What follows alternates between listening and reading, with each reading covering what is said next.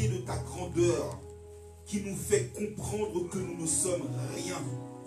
Oui, Seigneur, sans ta grâce, nous ne sommes absolument rien.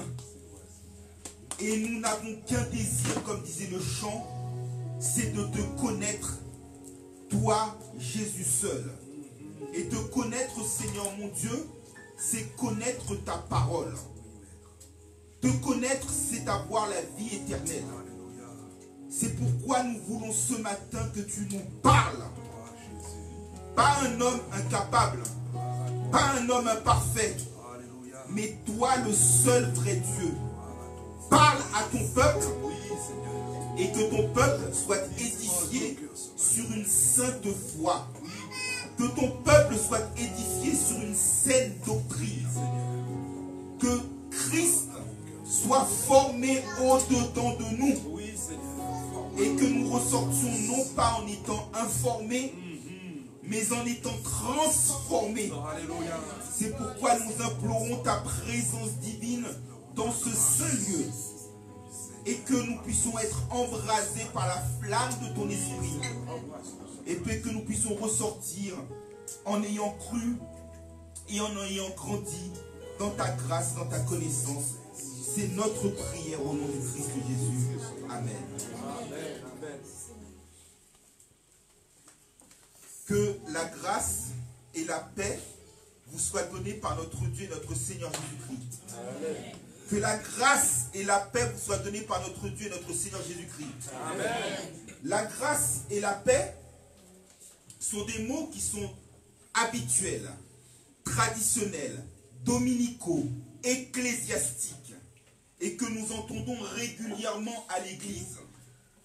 Mais nous avons le sentiment que ces mots-là deviennent une rareté, deviennent une exclusivité réservée à l'église et à l'église seule.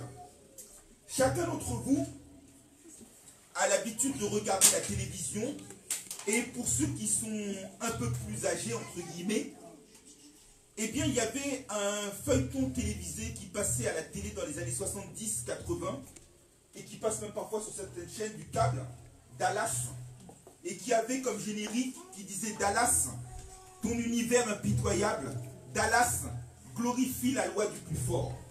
Mais en réalité, cette phrase n'était pas réservée à une ville. Cette phrase peut être transposée à l'univers tout entier, car l'univers tout entier est impitoyable, et l'univers tout entier glorifie la loi du plus fort. On est souvent fort avec les faibles et faible avec les forts. Dans le monde dans lequel nous vivons, l'hypocrisie, la malhonnêteté, l'intransigeance, l'intolérance, la violence sont les maîtres mots. Un philosophe du XVIIe siècle qui s'appelait Hobbes disait que l'homme est un loup pour l'homme. Nous nous dévorons les uns les autres. Nous sommes sans pitié les uns à l'égard des autres. La grâce n'existe plus. Et heureusement, Dieu soit loué, c'est le cas de le dire, là où vous et moi nous sommes imparfaits, là où vous et moi nous pouvons manquer d'amour, de charité, là où vous et moi dans le temps de la faim où notre charité peut se refroidir, nous avons un Dieu qui aime comme on n'a jamais aimé. Un Dieu qui est miséricordieux, qui ne se lasse pas de bénir, qui ne se lasse pas de pardonner. Un Dieu qui nous aime en Christ.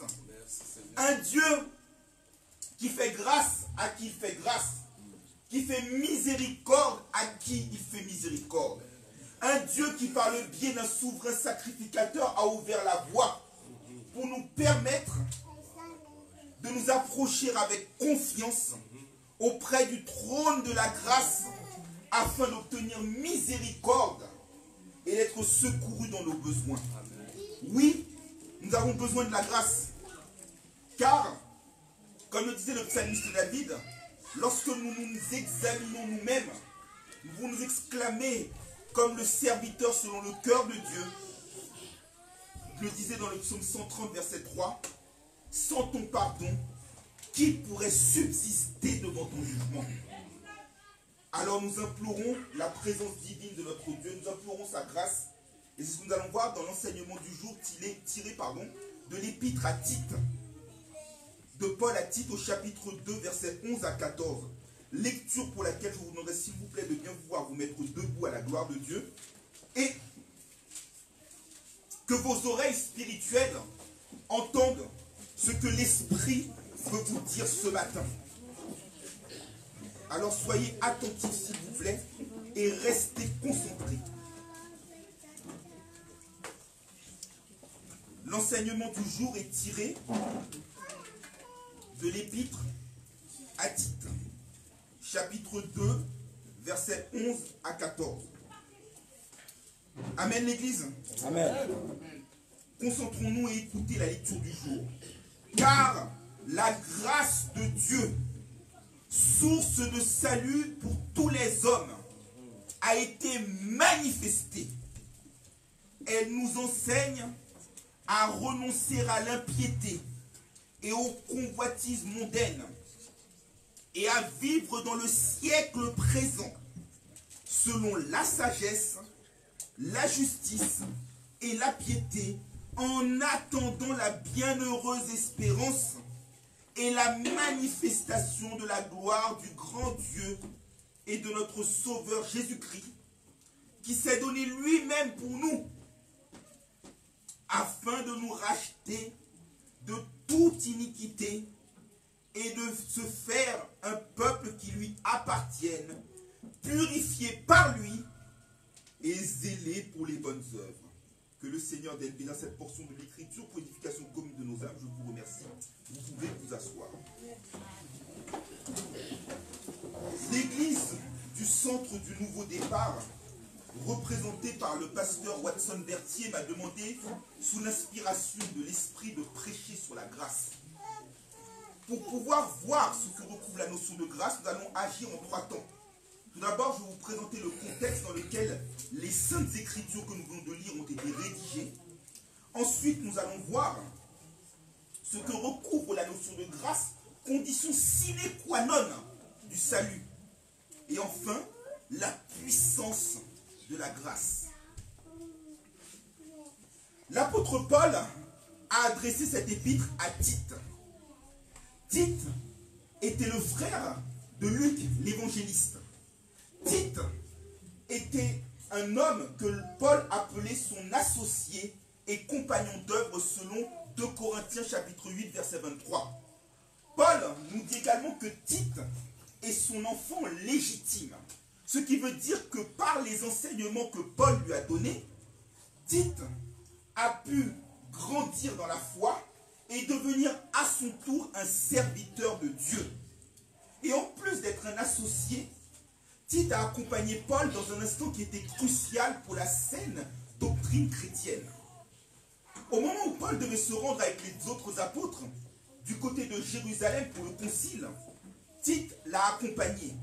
Et le concile de Jérusalem avait notamment pour objet de savoir si pour devenir chrétien, si pour devenir membre du corps de Christ, il fallait accomplir la loi de Moïse et notamment le fait de pratiquer la circoncision. Mais dans la mesure où, à la différence de Timothée qui était à la fois juif et grec, le serviteur Tite était quant à lui un homme païen, Paul s'est servi de Tite comme miroir, comme vitrine, pour démontrer qu'à la vérité, il n'est pas besoin d'y avoir de circoncision pour appartenir au corps de Christ. Il n'est pas besoin d'avoir de circoncision pour être admis dans la famille de la foi. Il n'est pas besoin d'avoir de circoncision pour être sauvé, mais que simplement la foi seule suffit. Amen. Et que fort de ce constat, Paul a pu notamment, comme on le voit en Galates 2 verset 3, réduire au silence des hommes comme Pierre, qui lui était l'apôtre des Juifs, et leur démontrer que la circoncision était inutile.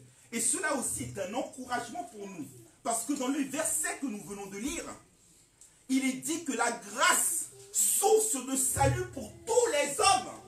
Cela veut dire que dans le corps de Christ, il n'y a pas de frontières. Colossiens 3, verset 11 nous dit qu'il n'y a ni grec, ni juif, ni barbare, ni scythe, ni circoncis, ni incirconcis, ni esclave, ni libre, mais que Christ est tout et en tous. Autrement dit, il n'y a pas de frontières. Et même dans Apocalypse 5, verset 9, il est dit que des hommes de toute langue, de toute race, de toute tribu vont se rassembler pour adorer Dieu. Cela veut dire que ce matin, peu importe votre passif, peu importe votre origine, Dieu ne regarde pas notre passif, Dieu ne regarde pas notre origine. Il n'y a pas de place pour la xénophobie, il n'y a pas de place pour la discrimination, il n'y a pas de place pour la frontière. Dieu ne regarde pas à votre passé, mais ce qu'il prépare pour vous dans sa grâce, c'est le futur glorieux qu'il a pointé sur vous. Amen. Et qu'il vous demande de saisir. C'est ce que Dieu fait avec Tite. Et Tite va œuvrer auprès de l'apôtre Paul. Tite va être un serviteur qui va être utile. Et Paul va lui confier une responsabilité qui est extrêmement importante. Parce que dans la mesure où le corps de Christ ne saurait être constitué d'un seul membre, même Jésus, dans le sermon sur la montagne, a enseigné aux disciples pour qu'à leur tour, ils aillent enseigner. L'évangile à la vérité, c'est comme une course de relais. Vous comme moi, dans la mesure où nous ne sommes qu'une vapeur qui paraît que pour un peu de temps, nous pouvons courir sur une certaine distance. Moïse disait que les plus robustes d'entre nous arrivent jusqu'à 80 ans. Mais ensuite, il faut que l'évangile continue, continue, continue. L'évangile ne commence pas et ne s'arrête pas. Christ est le fondement de l'évangile. Mais elle ne s'arrête pas avec lui. Elle continue jusqu'à nous. Et même nous, si Christ ne revient pas avant, nous devons le transmettre à la génération future pour qu'elle le transmette à une autre génération. C'est ce que dit l'apôtre Paul en 2 Timothée 2, verset 2. Ce que tu as entendu de moi, confie-le à des hommes fidèles, capables de l'enseigner à d'autres. C'est cela l'évangile. Et en l'occurrence, Tite va avoir une responsabilité qui va être importante. Parce que Paul ne pouvait pas, et c'est Paul, au moment où Paul écrit à Tite, on appelle ça l'épître pastorale. C'est-à-dire que d'habitude, l'apôtre Paul écrit des lettres à des églises sur des points de doctrine, comme l'épître aux Romains, ou éventuellement l'église des Corinthiens. Mais là, c'est un épître pastoral, c'est-à-dire que tu sais aussi bien que moi, parce qu'en général, lorsqu'il y a des ordinations, ce sont ces passages-là que l'on lit. C'est-à-dire que lorsque c'est une lettre qui est personnalisée, destinée à une personne qui veut exercer la responsabilité de diriger une assemblée. Et Paul dit que le verset clé de l'épître à Tite, c'est Tite 1er verset 5. C'est que l'apôtre Paul dit à Tite que ce que lui, il n'a pas eu le temps de régler, que celui-ci puisse le transmettre, puisse mettre de l'ordre sur ce qu'il n'a pas eu le temps de régler. Et qu'il nomme des anciens dans chacune des villes. Parce que lorsque le jour de la Pentecôte, le Saint-Esprit s'est répandu, Acte 2, verset 11 nous dit que l'Esprit s'est répandu sur les Crétois qui ont également entendu l'évangile dans leur propre langue. Et dans la mesure où en Crète, qui est une île qui est au sud de la Grèce, il y avait une grande immoralité. Puisque Tite 1, verset 10 nous dit que les Crétois étaient des menteurs, ventres paresseux. Eh bien, il fallait être en mesure de mettre l'évangile en rempart pour faire barrage à cette immoralité. Et le rôle de Tite était de nommer des anciens qui devaient répondre aux conditions de moralité, mari d'une seule femme, des enfants qui vivent dans la soumission, qui ne sont pas vagabonds, ne pas être adonnés au vin, ne pas être adonnés à l'argent, exactement comme dans 1 Timothée chapitre 3, et avec cette mission particulière de nommer ces anciens et de permettre que l'évangile puisse progresser. En réalité, l'épître à Tite avait 4 objectifs. Tout d'abord, permettre qu'il y ait la connaissance de la vérité, la foi, la piété. C'est ce que nous dit le tout premier verset de l'épître à Tite. Ensuite, ce que Paul n'a pas eu le temps de mettre en ordre, Tite devait le faire et en même temps nommer des anciens. Tite 1er verset 5. Ensuite, Tite avait aussi comme responsabilité de nommer des anciens capables de réfuter les faux docteurs. Parce que de la même manière que dans les temps anciens, il y avait des faux prophètes, dans les derniers temps, il y aura également des faux docteurs, des faux prophètes qui séduiront même, s'il est possible, des élus. Et le rôle du pasteur pour protéger le troupeau que Dieu s'est acquis par le sang du Christ, c'est de protéger ce troupeau de ces loups ravisseurs particulièrement cruels.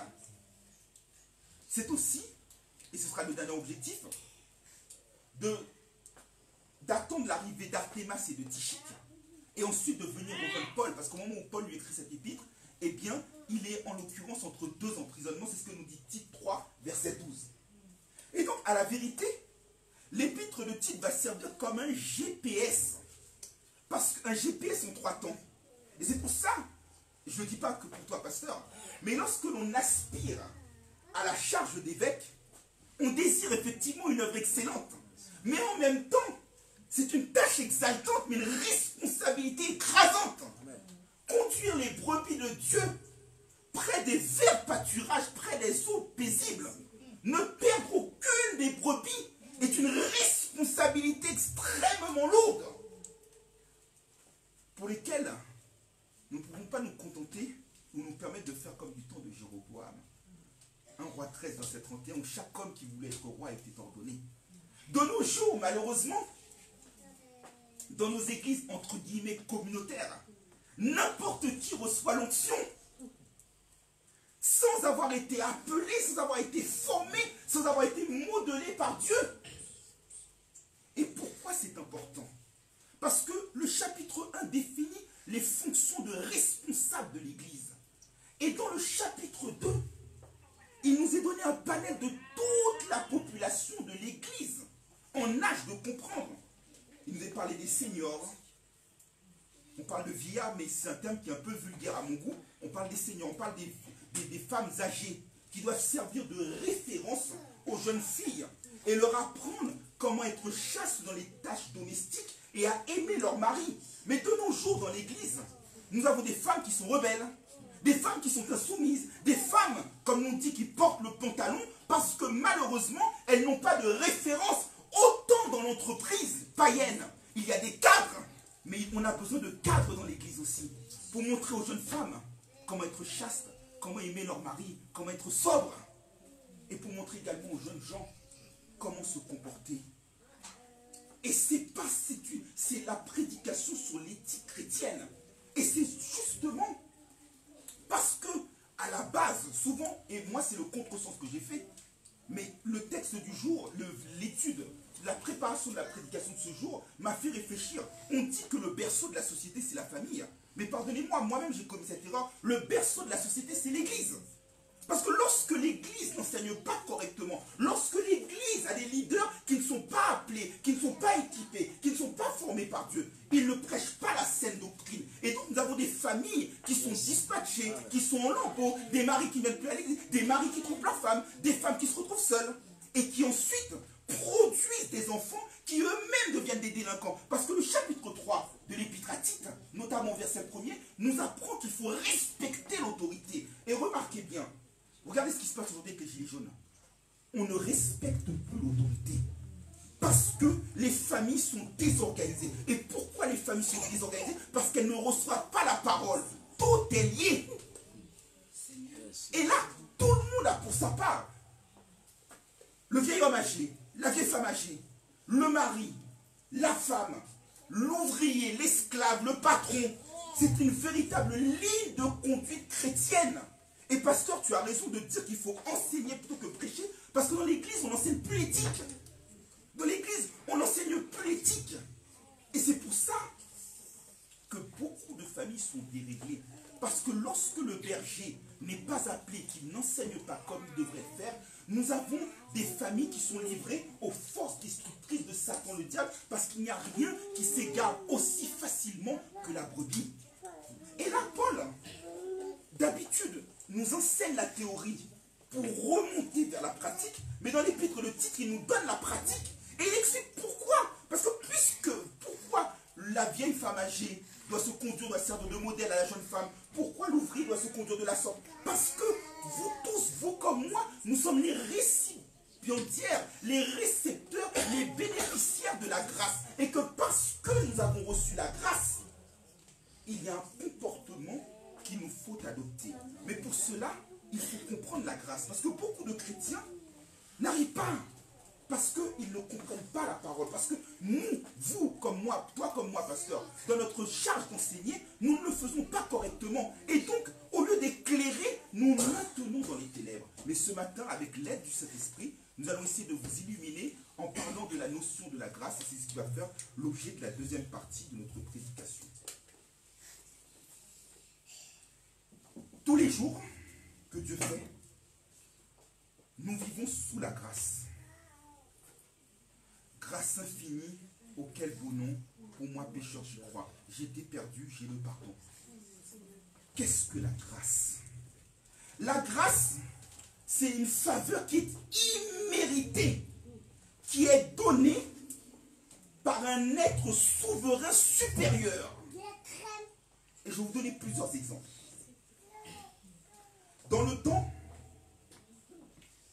après chaque élection présidentielle française, le président de la République nouvellement élu accordait une amnistie pour les PV de stationnement. C'est-à-dire que si vous comme moi nous étions gardés mais que nous n'avions pas payé notre ticket de stationnement, une fois que l'élection présidentielle était passée, que le nouveau président entre en fonction, il nous permettait d'éviter de payer la peine d'amende à laquelle que nous méritions. C'est une forme de grâce dont nous ne saisissons pas le sens. Faveur imméritée donnée par un être supérieur souverain. Avant de partir, le 20 janvier 2017, le président Barack Obama a accordé une grâce à 79 détenus qui étaient condamnés pour des infractions relatives aux stupéfiants. Autre exemple, il sera le dernier exemple par rapport à la grâce. Je parlais tout à l'heure de la famille qui était déréglée. Jacqueline Sauvage a subi pendant des années des coups de son mari. Et après en avoir eu assez, elle l'a finalement et malheureusement tué.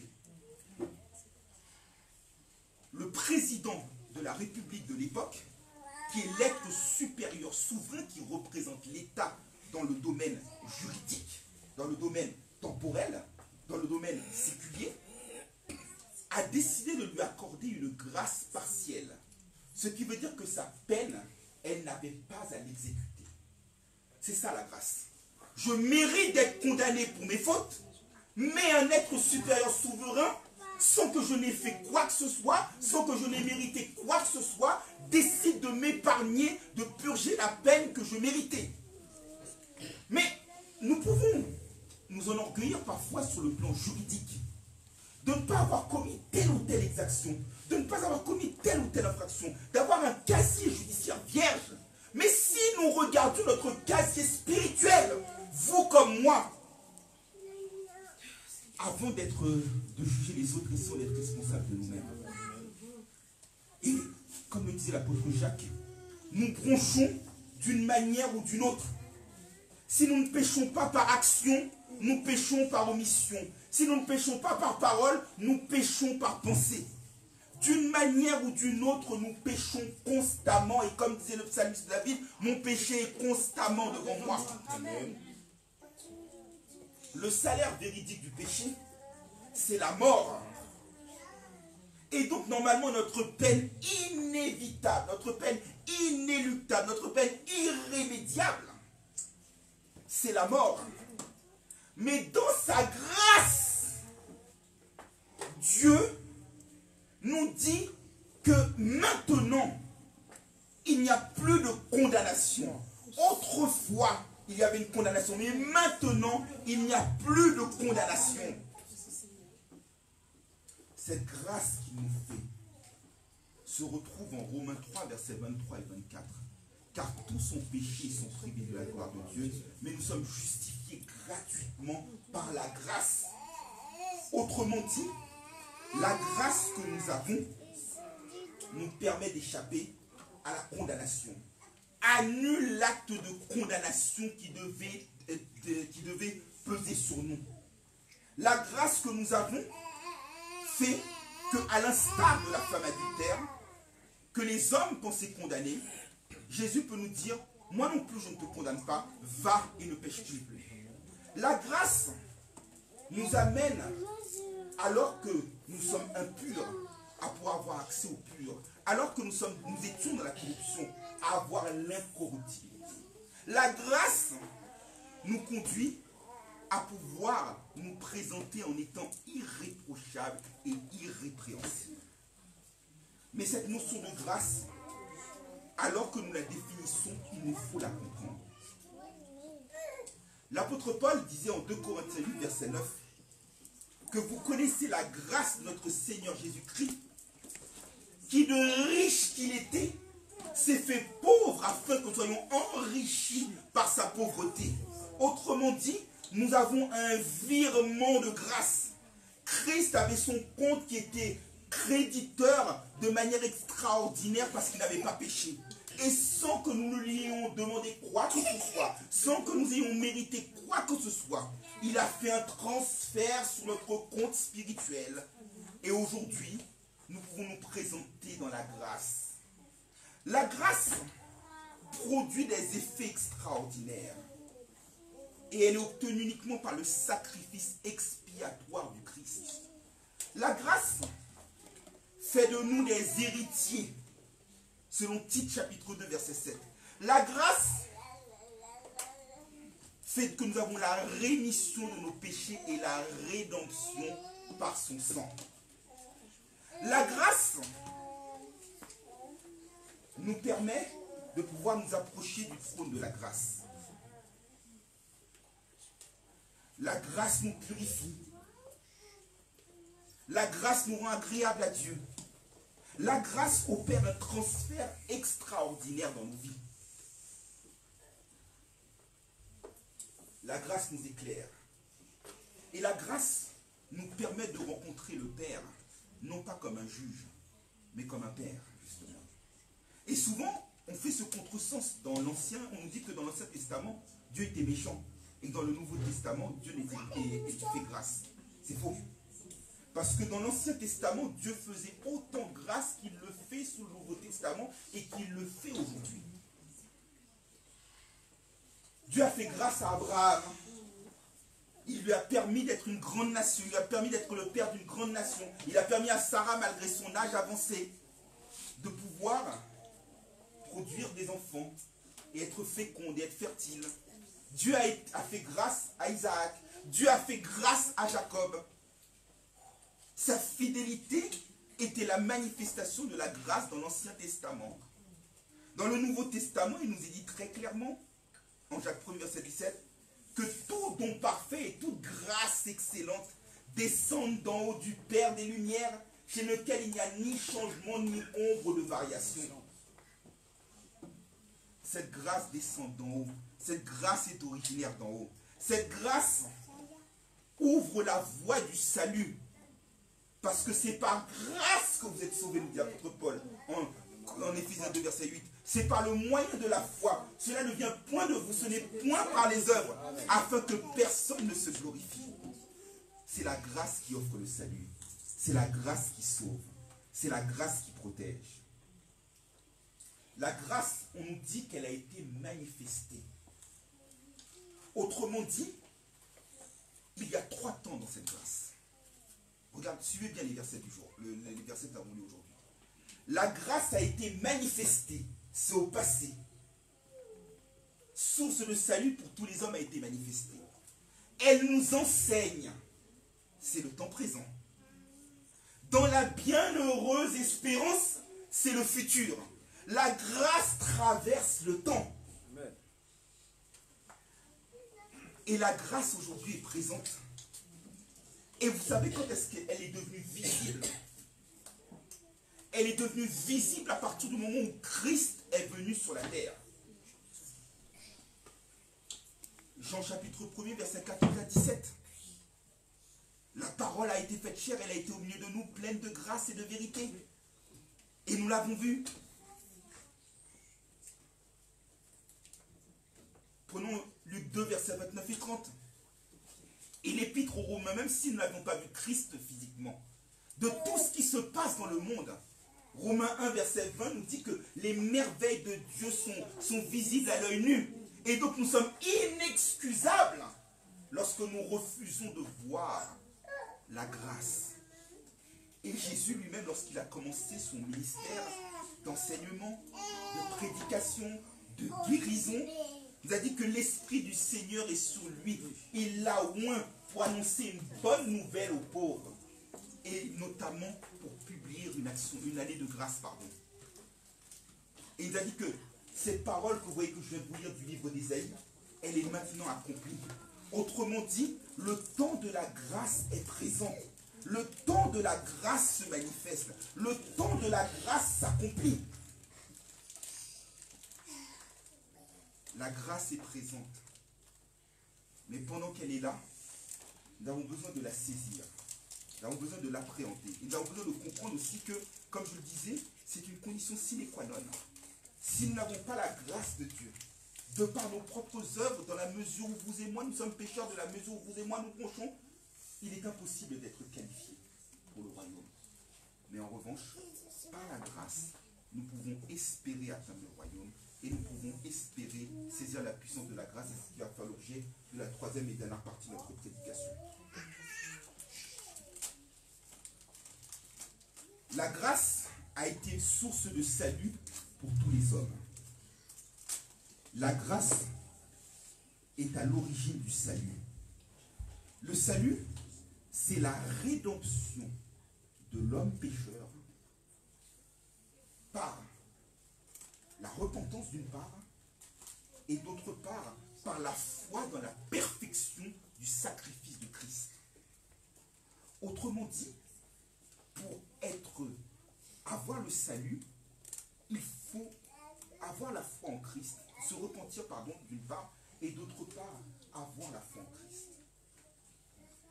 Jésus est la source du salut. Amen. Et je pourrais multiplier les références bibliques. Acte 4, verset 12.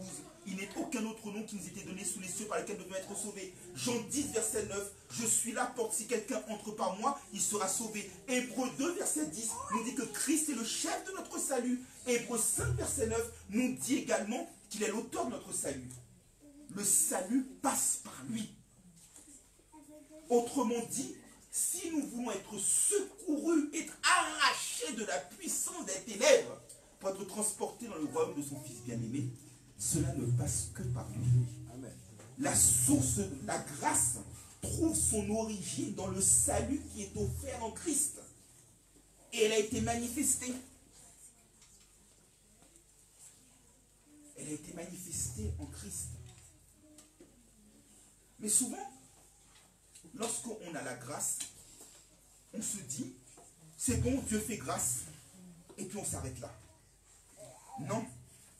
La grâce n'est pas une grâce statique. La grâce n'est pas une grâce immobile. La grâce n'est pas une grâce au point mort. La grâce est une grâce qui est en mouvement, parce qu'elle se manifeste. Et le but de la grâce, c'est qu'elle se manifeste, elle apparaît. La grâce est le propulseur qui nous conduit vers la gloire. La grâce est le vecteur décisif qui nous conduit vers la gloire. Et elle nous demande d'agir.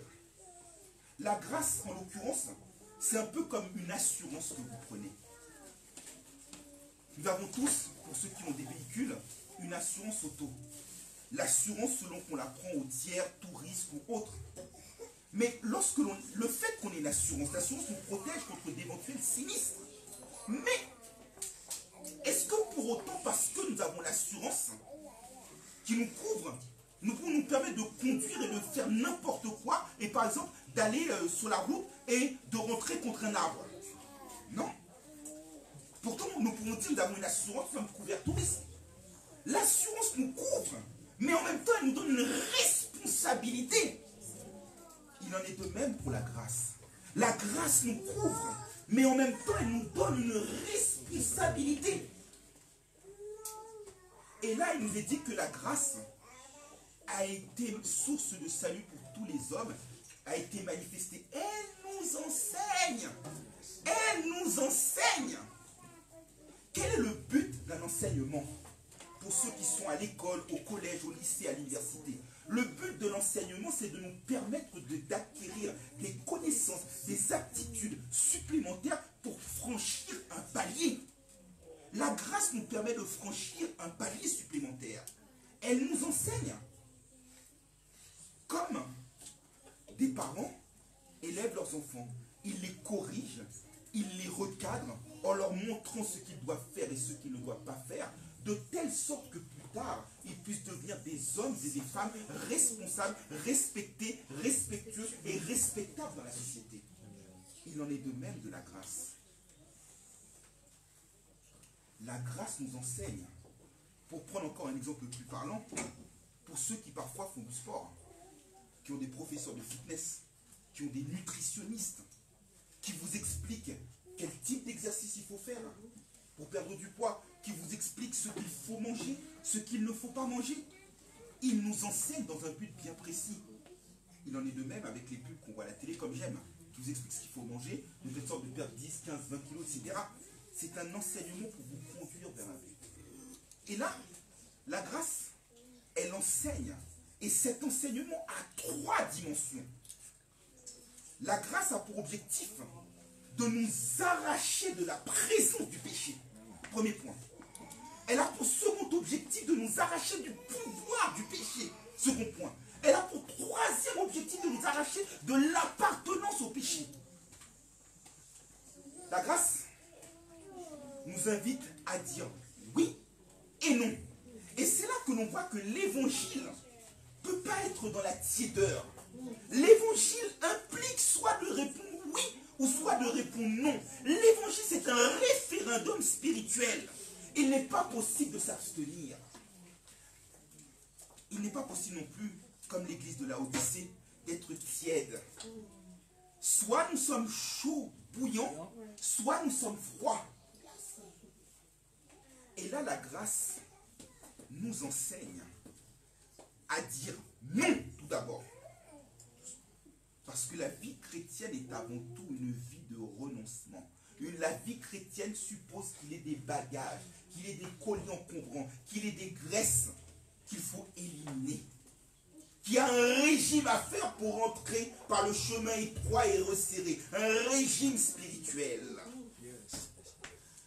Et elle nous implique tout d'abord de dire non, de renoncer à l'impiété. Qu'est-ce que l'impiété? L'impiété, c'est une vie déplorable qui est menée par une personne qui soit ne connaît pas Dieu, soit a oublié son Dieu. Et si vous en voulez la démonstration éclatante de ce que retrouve la vie d'impiété, regardez ce que nous dit Romains chapitre 1er, versets 18 à 30. L'impiété, c'est le fait de mépriser le Créateur et d'adorer la créature. L'impiété, c'est le fait qu'au lieu d'avoir un usage naturel de l'homme envers la femme, les hommes portent leur désir sur d'autres hommes. Les femmes portent leur désir sur d'autres femmes. L'impiété, c'est les envies de meurtre. C'est la convoitise, c'est la jalousie, c'est le dérèglement, c'est l'ivrognerie, c'est la débauche, c'est la dépravation. L'impiété, c'est le fait que malgré le fait qu'à l'œil nu, nous voyons la gloire, la grandeur de Dieu, nous le méprisons et nous foulons à nos pieds son alliance. C'est cela l'impiété. Et toute personne qui prétend avoir accès à la grâce doit devenir une nouvelle créature. Toute personne qui veut avoir accès à la grâce doit prendre un nouveau départ et se conduire comme une personne régénérée, transformée, réformée. On parle de réforme constamment dans le pays, mais réformons, comme disait le prophète Jérémie en Jérémie 26, verset 13, nos voix. Réformons nos cœurs, circoncisons nos cœurs, enlevons les impuretés. C'est ça la grâce, renoncer à l'impiété, renoncer à l'immoralité, renoncer à la débauche, renoncer à la luxure, aux envies, aux passions, aux querelles.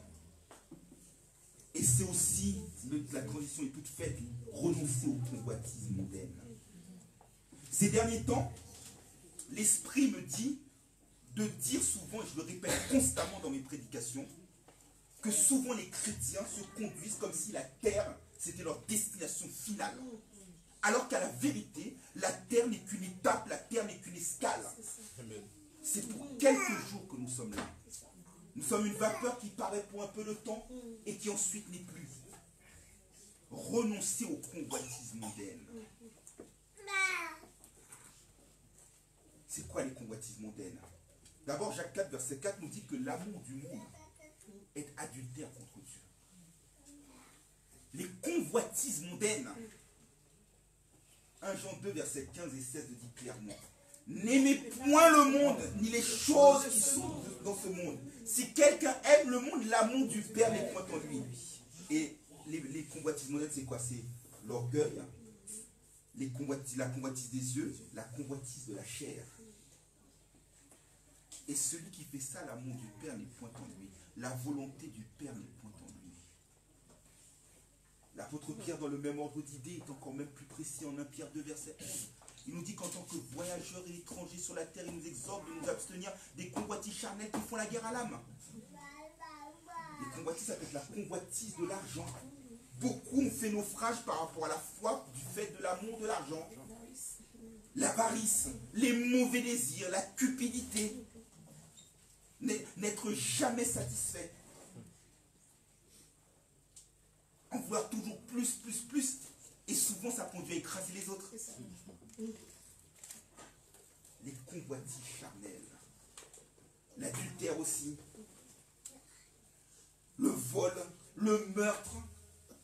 Désirer s'accaparer ce qui n'est pas à nous. C'est les convoitises mondaines. Renoncez à tout cela. Et ça, lorsque vous renoncez à tout cela, c'est la première branche de l'effectivité de la grâce, en ce sens que elle nous éloigne de la présence du péché. À partir du moment où nous avons écarté l'impiété, à partir du moment où nous avons écarté les convoitises mondaines, nous qui étions de ce train de ce monde, car il ne s'agit pas de condamner nos frères qui actuellement baignent dans ce péché, car nous étions de leur nombre aussi. Nous étions de leur nombre. Sans Christ, sans droit de cité en Israël, nous étions des enfants de la rébellion, des enfants de la colère. C'est ce que nous étions. Mais c'est ce que nous étions, mais c'est ce que nous ne voulons plus être. Alors nous disons non à l'impiété, non aux convoitises mondaines. Mais il faut répondre maintenant oui. En toute sagesse, la sagesse. Je parle pour moi en premier. Je manque de sagesse. Sur pas mal d'aspects, je manque de sagesse. Mais l'humilité consiste à dire, comme le disait Socrate, que moi au moins je sais que je ne sais rien. C'est de reconnaître notre misère, reconnaître que nous ne sommes pas sages. Et l'apôtre Jacques nous dit lui-même que si quelqu'un manque de sagesse, qu'il la demande à Dieu, et Dieu la donne sans reproche. Mais il faut la demander sans douter. La sagesse, c'est quoi? C'est un discernement qui est centré sur Dieu et qui est donné par Dieu pour aborder les questions concrètes de la vie. La sagesse, pour prendre un exemple concret, ceux qui ont l'habitude de suivre mes prédications vont dire que je me répète, mais je préfère répéter cet exemple pour qu'il soit bien compris. La sagesse, c'est quelqu'un qui est à un stop, dans une intersection. Celui qui est sage, au stop, va regarder d'abord à gauche, ensuite à droite, enfin en face, pour voir s'il n'y a pas de voiture de chaque côté de l'intersection. Et qui ensuite, lorsqu'il voit que le chemin est dégagé, traverse. Mais celui qui n'est pas sage n'a pas besoin de savoir si il y avait quelqu'un à gauche, quelqu'un à droite, quelqu'un en face. Bam, il passe. Et beaucoup d'accidents ont lieu parce que nous ne respectons pas le code de la route, parce qu'il n'y a pas de sagesse. La sagesse, c'est le fait de refuser d'écouter. Le manque de sagesse, c'est le fait de refuser d'écouter. Nous ne parlons parfois plus que nous écoutons. La sagesse, c'est le fait de dépenser aussi l'argent que nous n'avons pas.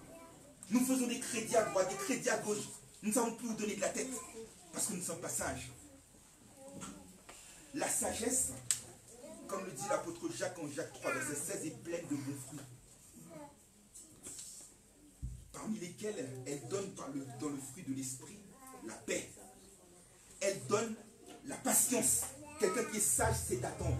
Elle donne la douceur. Elle donne la maîtrise de soi. Et il y a des chrétiens qui, malheureusement, je suis obligé de le dire, sont à l'état de bêtes. En ce sens qu'on ne peut pas leur parler sans qu'ils explosent. font des éclats de voix, qui font des clameurs, qui aiment, pardonnez-moi l'expression, s'afficher. C'est un manque de sagesse. Et l'apôtre Paul, dans le listing qui s'adressait aux seniors, aux jeunes gens, aux jeunes femmes, dit à chacun d'entre eux, vous le verrez au chapitre 2 de l'épître à Tite, soyez modérés, soyez modérés, soyez modérés. Il le répète 3-4 fois dans le chapitre. L'apôtre Pierre, il en est de même. Lui va plus loin et si vous me le permettez, je vais en parler quelques secondes. Il nous parle de la sobriété. Quelqu'un qui est sobre et sage, mais en même temps il n'est pas extravagant. Il n'est pas quelqu'un qui aime s'afficher. Il n'est pas quelqu'un qui aime faire du bruit. Qui n'est pas quelqu'un qui aime se faire remarquer. Qui n'est pas quelqu'un qui t'a donné au vin. Souvent, et je ne dis pas pour toi, moi c'est mon faux pasteur, mais je constate que malheureusement dans l'église, nous avons des serviteurs de Dieu, des prédicateurs, qui se prennent pour des stars et qui détournent le fondement de la foi qui devrait être sur Christ, mais qui le tournent sur eux et qui sont habillés, pardonnez-moi l'expression, de façon extravagante, qui ont des jets privés, qui ont des voitures, qui ont des chauffeurs. Mais Christ, en Luc 9, verset 58, Christ n'avait même pas une tanière pour dormir. Et pourtant, nous disons serviteurs de Christ. Il n'avait même pas une tanière pour dormir. Ça, c'est l'extravagance. Ça, c'est le contraire de la sobriété. Ensuite, la sagesse, elle est intérieure. Il faut la demander à Dieu. Salomon, en 1 Roi chapitre